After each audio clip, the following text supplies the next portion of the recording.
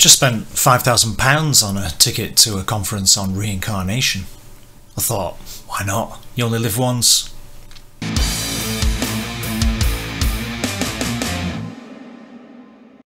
Hi, welcome to Pictures, Noise and Words. I'm Hedgy and this is Testament.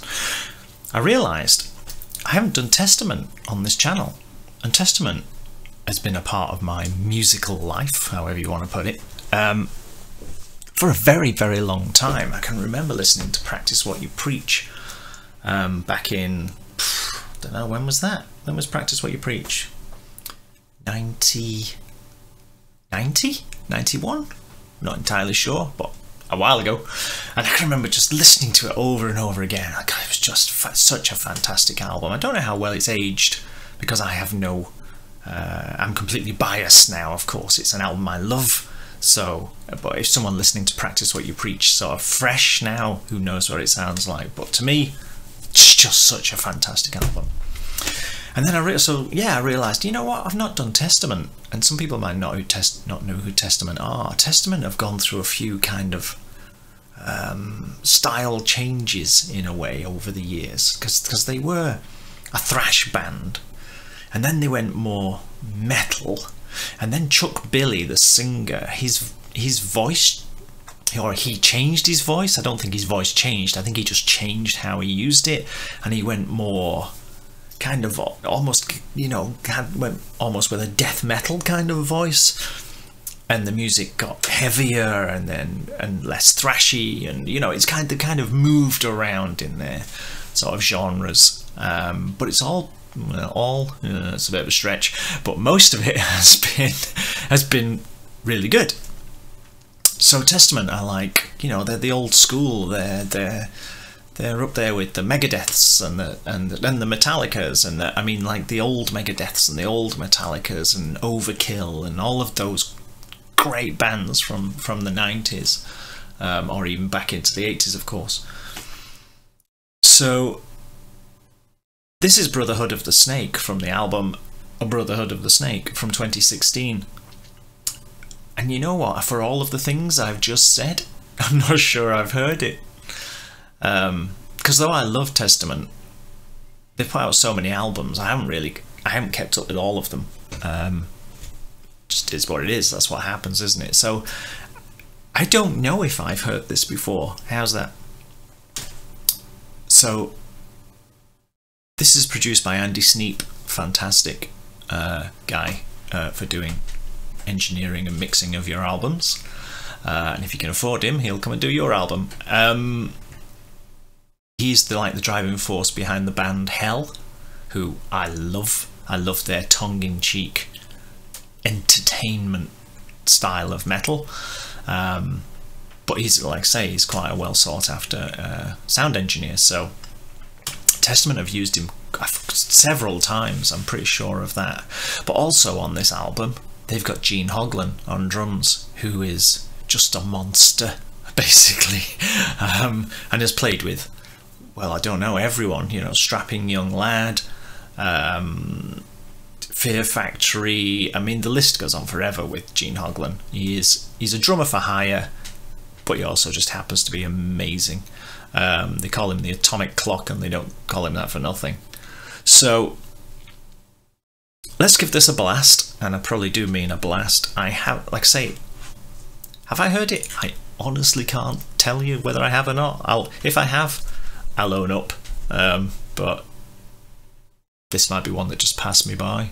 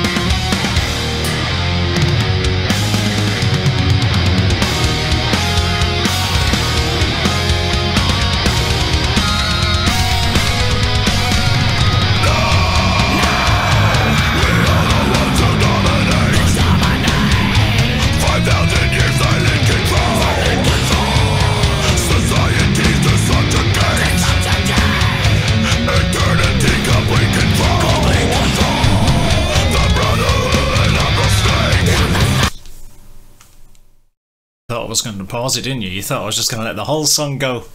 No, ruined it for you.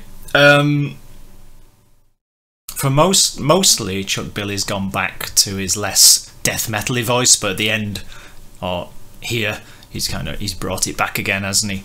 Because at the beginning I thought, oh, it's gone back a bit to. I haven't heard this as far as I can remember.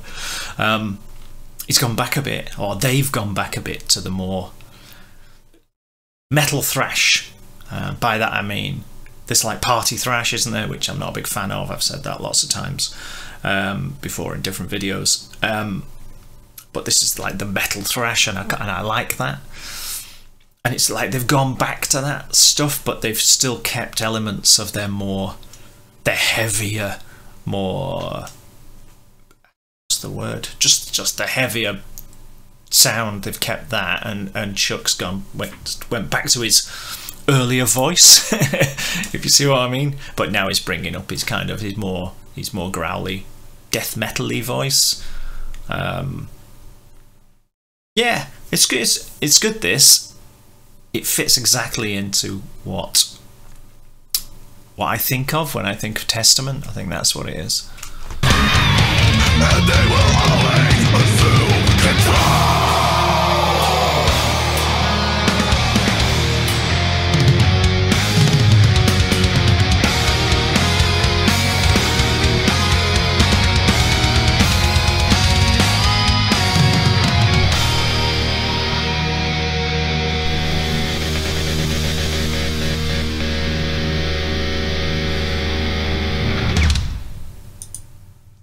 I didn't realise when I paused it how close I was to the end.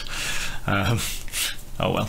On the YouTube video there's still, what, 30 seconds to go, so I guess there's a good chance that it just ends with adverts for stuff. Yeah, it does. On comes, I wonder what was going to come on, but yeah, it's like an advert for other stuff. Yeah, it's not going to set the world on fire, you know. It's not. I'm sure if you're a Testament fan, you're gonna like that. If you're a thrash or a metal fan, I would expect that you would find stuff to like in that, because it's got, damn them with faint praise here. It's good standard metal, isn't it? You know, there's nothing wrong with it, but they've done better. Testament have done some amazing songs, so they've done better than that. But it's a solid song. How's that? So you know, it's the worst thing about my headphones. I really need to figure out a better way of controlling these things. They kind of slide around at the back and then start tugging on my ear. What was I going to say? Don't know. Gone completely. But yeah, you know, it's a solid song, absolutely, and nothing wrong with it. That's what I was going to say. The problem with doing these sorts of things like a review, which is what this is really, isn't it? It's like first impressions review, is that you've got amazing songs out there, and they just set you on fire, you know, and you're just like, and out comes all of this hyperbole about it. And then you've got terrible songs out there, or songs that are just not any good, and you go, yeah, well, here's what's wrong, in an even-handed way, if you've got any integrity. And then you've got songs that are solid, like this one, but they're not going to set the world on fire, and there's nothing wrong with them. And you really struggle when it's somewhere like that to kind of say, because I can't hype it up, because it's a solid, good song, if you see what I mean, but it's not fantastic, and there's nothing wrong with it. So you see what I mean. So the production's good, the quality of the writing is fine, and the playing is of course good, you know, and it's exactly what it should be. So that's why I'm struggling to. I think so. The whole point of this is that's why I'm struggling for stuff to say. So I liked it absolutely, but it wouldn't make me run out and buy the album. You know, that's all I'm saying. But if you're a Testament fan, you'll have liked that, because it was Testament, without a doubt. It's in Testament Live a couple of times, and they've always been just such great fun. Fun, is that the right word? Yeah, well, I've really enjoyed it, how's that? And come out going, yay! Anyway, thanks for watching. Let me know what you think. Testament's got such a huge back catalogue. I'm sure there will be people who see this video that are Testament fans. Try to be even-handed and think about, you know, what you think is some of their best work, and then try and measure it against this, and let me know if you think this is amongst their best work, or whether you agree with me that there's nothing wrong with it, but it's not super fantastic. Okay? Alright, thanks a lot. See you soon. Bye bye.